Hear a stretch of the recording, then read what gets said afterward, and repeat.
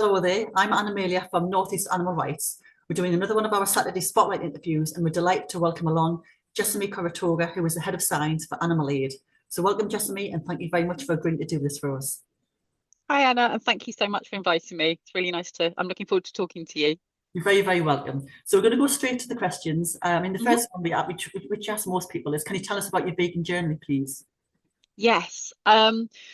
So without trying to give my age away, I went vegetarian when I was 11, as I think a lot of pe young people do at school. And I was happy being vegetarian. And I live in a tiny little village. I actually live where I did when I was little. So tiny little village. I don't think there are any other vegetarian children at school. So I thought that was fine. Vegetarian is great. And then I was 21, and I remember I was in the garage at my mum and dad's house, and I was sorting through some shoes, and I found a pair of brown moccasins, and I looked at the suede, and I thought, I can see pores of like the skin. Mm. And then I suddenly thought, this was an animal. And then I envisaged a calf being born, and their mother loving them and cleaning them when they were born and feeding them. And then it was like a suddenly realized that my shoes had once been loved and given birth to and the center of someone's universe. And I just thought, I can't, okay, I'm not wearing leather anymore. And then thought about where everything else came from. So yeah, 21 thought, right, I'm going vegan. But it was really hard back then. Yeah. Um, I had black tea and coffee for I don't know how many years before I discovered soya milk. Yeah, didn't have so, soya margarine because I think our nearest health food shop was kind of, I don't know, 10, 12 miles away. Mm. Um, so yeah, it was the more I found out, the more I realized it was the right thing to do for me. And I don't live in a very sort of strongly farming area, but there are cows in the fields and there are sheep in the fields, and when the village has their carnival, they parade a cow through with the young farmers, and it's that sort of thing. And then you kind of see that it's all around you and realize that it's not something you want to be involved in at all. Mm. Um, It's a very unusual way, actually. I've never to kind of enter veganism because usually somebody will say they've seen some footage or they kind of made a connection with a particular animal, but to make yeah. a connection through the textiles, through the use of their skin, as a as clothing, that's really unusual. So I suppose that's a pretty good. It's a very eye-opening way of kind of illuminating way of looking at it. Um, Yeah, and I think because I was vegetarian, so I thought this is great. I love animals. I'm vegetarian. This is all fine. And then the shoes kind of made me think, oh my gosh. And then I looked into the wool industry, and I remember having conversations, when I was a young person going out and friends who had silk clothes and saying to them, oh, I don't wear silk because of the silkworms and this is what they do. And people tell you this was sort of I'm so old, pre sort of the internet. So yeah, you'd say to people, oh, this is where something comes from. And it wasn't like now you can get your phone out and look yeah. on Google and say, here you go, this is not just me saying this. Um, so yeah, it was interesting, very interesting conversations back in the day. So what jobs and roles did you have before you started work at Animal Aid? And I know, can you tell me about a bit more about your work with Animal Aid as well, please?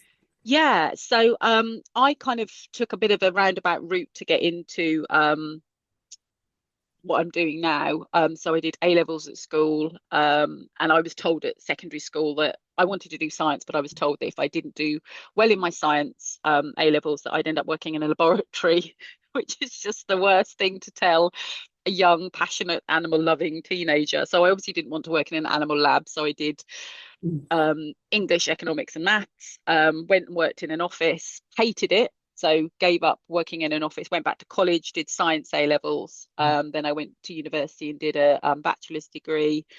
Then I did some random jobs, and then I went back to university and did a master's. So I worked in conservation and did office jobs. And then in 2007, I started work at the National Anti-Vivisection Society. Mm. Saw a job for a library assistant, I think it was, and I just wanted to get into that sort of thing because always been an interest of mine, how we treat animals and science and how it all ties together. So yeah, I started working at the NAVS in 2007. I was there for 8 years and left as research director. and then came to Animal Aid. So I've been there 10 years. And it's, yeah, I started as the campaigner or campaign manager for Animal Experiments. So working on Warfare, our charities campaign, um, and, highlighting the different ways that animals used by, for war. And then I moved to head of campaigns, and now I'm back head of science, so doing much more of the sort of the science stuff. So my job, I sort of talk to MPs, ministers, draft briefings for them, briefings for journalists and the public. I wrote our roadmap on phasing out animal testing, which was published in December 2024. So yeah, I'm much more in sort of doing the science now rather than the sort of campaigning that I did when I first started at Animal Aid. So you've kind of you've kind of like this is all your sort of like your background and your qualifications and everything all kind of led to this point, really, hasn't it? Um, Yes. yeah. Yeah. I mean, I think potentially me being vegan was a bit, as you said, an unusual story. So I remember when I was 8 or 9, and I was in at the local carnival in the village in which I live, and the Humane Research Trust had a stall there, and they was, tombola or whatever they were doing. And I remember going up to them, with my 50p and having a chat because I loved animals. And they gave me a little pamphlet, and I sort of, took it away and read it. And I remember reading it and thinking, oh, these are just stories that people have made up. This can't be true. We can't be stitching kittens' eyes shut. That's not, no, this can't be right. And I remember going home and saying to my mum, I got this book and it says this, and that's not right, is it? And then she looked at me and said, it is. And I remember, sorry, even now, I went up to my bedroom and I cried because I just thought, how can I live in a world where people do that to an animal, and that's okay, and that people know that they're doing it, and why aren't people upset? So I wrote to the Prime Minister when I was 9, telling her that I didn't like animal experiments and what was she doing. I did my petition when I was 11. I went around my primary school and got all the children to sign it. Because I just couldn't believe that these sorts of things were happening and that adults especially were okay with it. I ordered some posters from Animal Aid and I've still got them somewhere. And so every presentation that we had to do at school, mine was always about animal experiments. So I would stand there, thinking, you wait, I've got this horrible poster at the end. And I think it was just, as a teenager, I did more outreach. I joined the League Against Cruel Sports and I joined the local badger group, and I was always doing stuff like that. But then kind of came back to the animal experiments, I think, because I don't know if it was because it was the first thing that kind of struck me as just, wow, this is what humans are doing. So yeah, I kind of come full circle, I guess. Yeah. You mentioned about the, kind of, what you've talked about what people would think is traditional vivisection, like animals in labs, but you also mentioned animals in warfare as well. I mean, there's Yeah. some really unusual ways in which animals are tested on and experimented on. I mean, I know that a lot of people are surprised when we talk about, when we do the Grand National, about the fact that there's a horse testing facility down in Newmarket. And so, can you maybe talk a little bit more about the animals in warfare, because that's something which I think a lot of people won't be aware of. Yeah, I mean it's a campaign. It's a campaign we haven't done a huge amount on recently, but when it was sort of launched, we would sort of centering on Porton Down and the work that they do there. And I mean, I think recently the numbers are a lot less, but historically you've had things like, testing viruses on animals because they might potentially be used as sort of a biological agent against, troops or service personnel. And it's interesting, well, to me, that you're not allowed to use animals to develop a weapon, but if you can use a weapon on an animal in order to develop the countermeasures. So to me, that animal is still being exposed to anthrax, whether you're doing that to try and make the anthrax more potent or whether you're doing that to try and develop a countermeasure to anthrax. So when we were doing the campaign, we found that rats who'd been shot in the eyes with pellets to sort of, mimic the injuries that, service personnel might suffer. But one of the things I sort of came across as I was doing it was, there's PPE, so there's protection for people, but that's not, obviously wasn't afforded to the animals. So it's kind of a lot, I guess a lot of people who are, concerned and involved in campaigning against animal experiments, it's one of those things where when you think you've heard it all and you think, well, there can't be anything, this is horrific, it can't get worse than this, and then invariably you come across something else and think, okay, wow, I've got to kind of stop and think about, what this is. I mean, I found experiment. I don't want to go into a gore fest, but a couple of experiments I found overseas, and I sort of said to the regulators here, would that be allowed here? And they said, well, yeah, if people, you have to do what's called a harm benefit analysis in order to be able to do animal experiments, which in a nutshell, you have to try and demonstrate that the harms the animal suffers will be outweighed by the potential benefits to humans, other animals, or the environment. So they said if it passes the harm benefit analysis, yes, we would license that. So it's like, when you look at what humans can do to animals, and animal experiments are no different, there are many varied and horrible ways in which, animals are treated.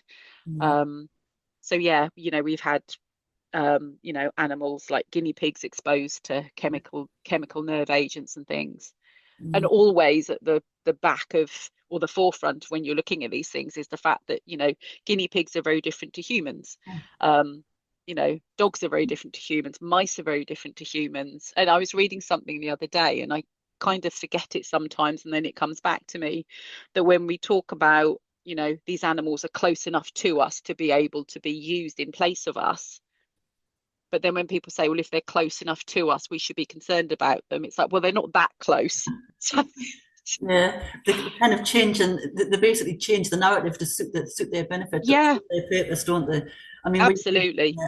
we say to people when we do outreach that they are, they have the same sentience, they're capable of feeling the pain, the fear, but the Yeah, bodies, the physiological part of them, the bodies are very, very different to us. So if yes. you put a mouse next to us, it's just absolutely ridiculous that people would think that that is an appropriate way Mm, to progress science.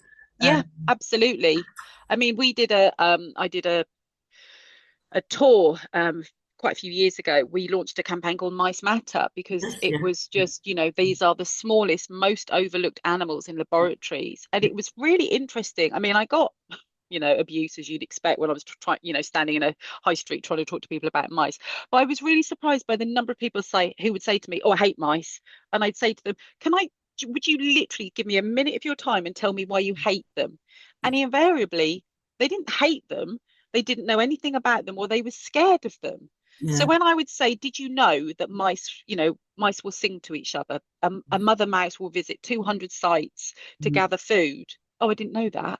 yeah, So when they see them as, oh my gosh, they have, they have desires, they want to go from A to B, they mm, get hungry, they play, they sing, yeah, then I think most humans, if they know that of any animal, that they have, feelings and desires and feel pain and joy, I think most people will see that what we do to them is yeah. not okay. I mean, that kind of leads me on to another question, because when we get different responses. I mean, you're talking about people's perception of mice, Mm, and when we are handing leaflets out with dogs on, like the MBR Beagle dogs, yes. and dogs just generally, a lot of people will take them, but a lot of people, are very, very, they kind of like recoil if it's mice or rats on the front, or it's a monkey with things sort of like, The electrodes. yeah, Yeah. exactly, yeah. Mm, Or if it's a leaflet shown, I'm trying to think the other animals we've got. But basically the dogs are the ones which are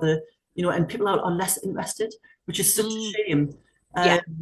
And it's such an emotive subject as well, because when we people would say, well, it's just a rat, it's just a rat.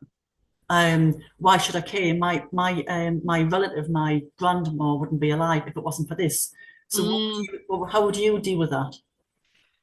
I think I completely agree what you say. People have a sort of sliding scale of acceptability, don't they? I don't mind if you hurt these animals, but don't hurt those ones. I think with a lot of people, you know, a certain animal will hold a place in their heart because, they share the home with the dog, or they grew up with dogs, or, cats or horses or whatever. But I think a lot of people, if you do explain to them that all animals have feelings of pain and joy, and, they have family structures and how they live their lives, I think then they don't become, an it or just a mouse. It becomes a mouse, and this is what they do. But I think it's very much a kind of false dichotomy when people say, yeah, but if it was your child or a dog, what would you do? And I always say to people, but it doesn't come down to that. By hurting that dog or that mouse or that primate, you are not ensuring that that child is going to live, or even doing the best science for that child. The best way to learn about humans is to look at, human relevant methods or human specific data. So it's not, it's not the dog or your child. They're very different. I mean, on a personal level, I've lost two very close family members to cancer. And I do wonder, I actually had a conversation with one of them, might they still be here if we hadn't been spending, decades injecting cancer cells into mice, or irradiating mice, or, surgically implanting tumors into them to then see what would happen, and then try and, extrapolate that to humans. They might still be here. So I think it's not to say, it's the dog or your child, or, and another thing that I've been accused of, and I think perhaps most people have who campaign against animal experiments, is that people seem to think that if you're campaigning against animal experiments, firstly, that you've never had any sort of disease blight your life or harm you or your family.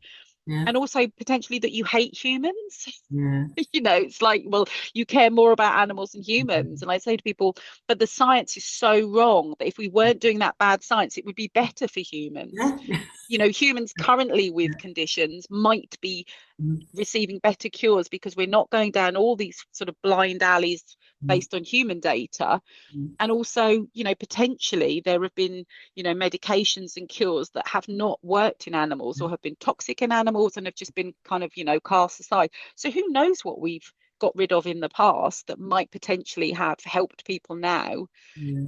So it's very, I think, trying to sort of explain things in really simple terms. I'm not implying that people don't understand, but I think sometimes people think that the science is, yes, it can be complicated, but I think there are overarching principles that, animals are not the same as humans. So the data from animals cannot be reliably translated to humans. Most people understand that. So I think that's a good thing that, it can be broken down so that people can see that what I thought isn't correct. If that makes sense. Yes, it does. Yes, and I know that Animal Aid have this, and they support the Accelerate program as well, which is, we use the YouTube clip in schools, and it's really, really good because it kind of, you don't really have to say anything. It's really straightforward and informative. And you kind of think, well, yeah, that's the answer.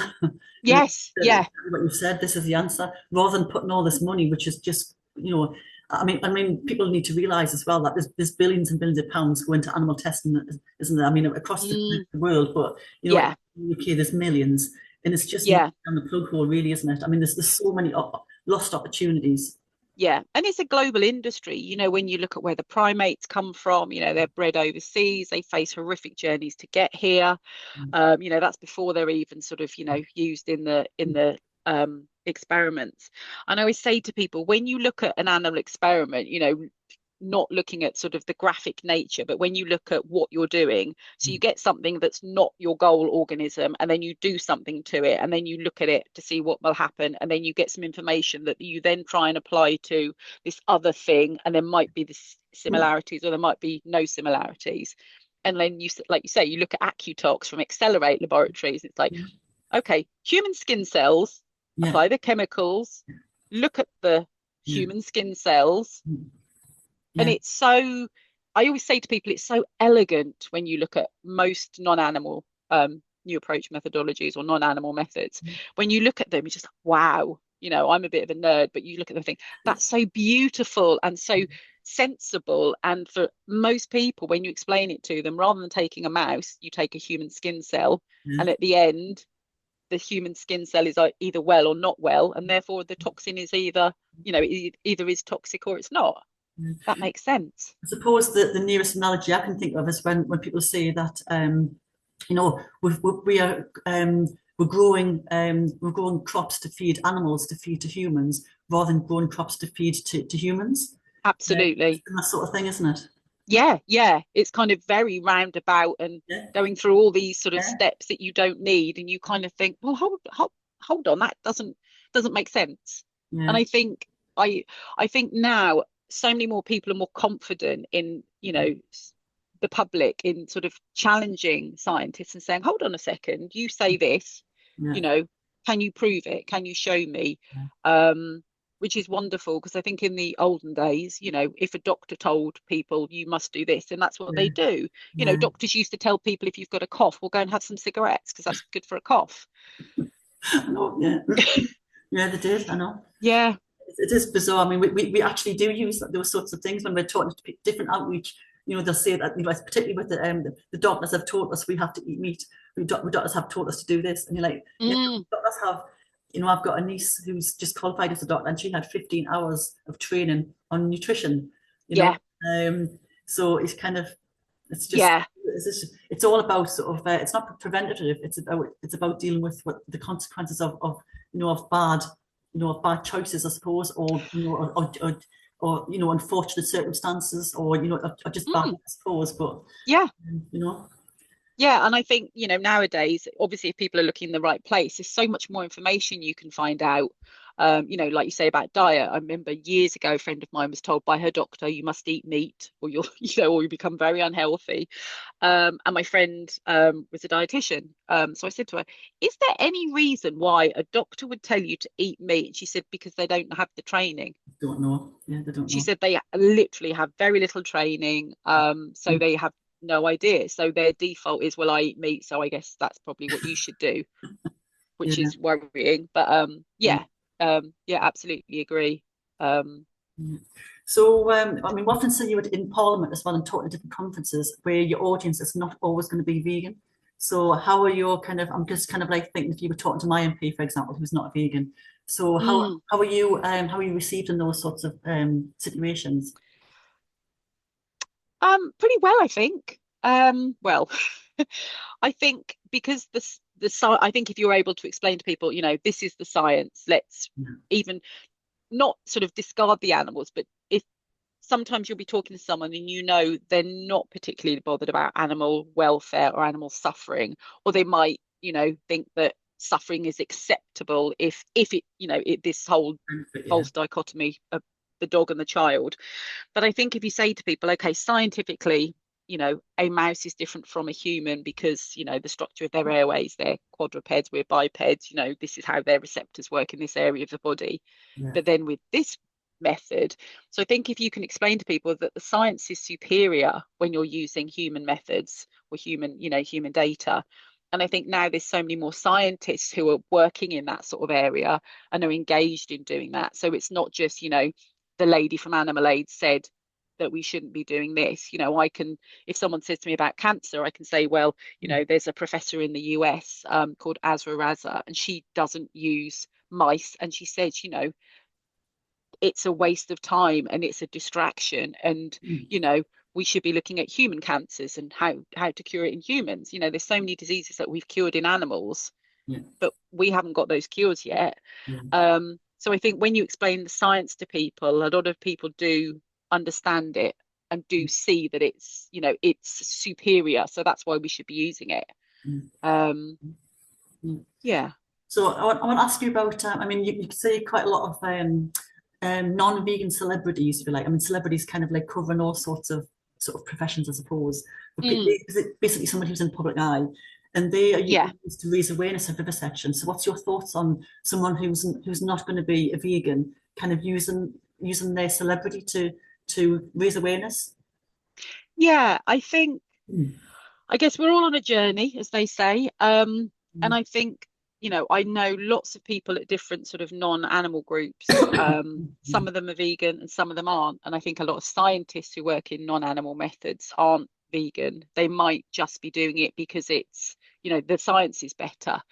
So I think for me, I think anyone talking about it is really valuable, yeah, to raise awareness. And then I also know some vegans who, weren't aware of animal experiments or, you know, um, might be vegan, but only be comfortable talking about veganism and only be comfortable campaigning. Because I think people do see animal experiments as a bit like difficult or complicated, or they worry that they need to know every single organ of the human body and every single, disease model. So I think if people, some people might, I guess a bit like I was, I was very against animal experiments before I even thought about becoming vegetarian. Um, so I think if people are raising awareness, I think that's wonderful, because I think the more people talk about animal experiments, the better. And hopefully if people are talking about, I'm opposed to this dog being used like this, then they might look at, okay, how do I feel about sheep being used in experiments? And then how do I feel about sheep being eaten? And how do I feel about, you know, Mm. I guess different people come to veganism through different channels. Yeah. Um, Yeah. So we're coming to the end of our time together. The time's just flown. So what's next for you then? Um, Hopefully the government roadmap. So the government pledged before the last general election that they would have a roadmap to phase out animal testing. So that should be coming. They've said it will be out by the end of this year. So I'm hopeful that it will be coming out very soon, and that it will be very similar to Animal Aid's roadmap. We've got very specific things in there about our definition of what a non-animal method is. We want to see a diversion of funding away from animal experiments towards non-animal methods, Mm. and we want to see a ban on the LD50. So I'm hoping that they will be in the roadmap, but whatever it is, will be obviously be letting our supporters know about it, telling people what they can do, because we want the roadmap to be, as robust as it can be for animals, to phase out all animal experiments, Yeah. as soon as possible. I mean, we obviously would want a ban yesterday, Yeah. but the roadmap or the strategy needs to be as robust as possible for the animals, for human health, and to put the UK at the forefront of science and be a global leader in replacing animals where they're used in laboratories. Yeah. Yeah. Well, thank you very much for taking the time to talk to us today. I know you're going to go back to your busy schedule at Animal Aid. So I'm going to sign off now. This is Anna from Northeast Animal Rights saying thank you very much to Jessamy from Animal Aid for talking to us today. Thanks for watching and goodbye for now. You're welcome. Take care.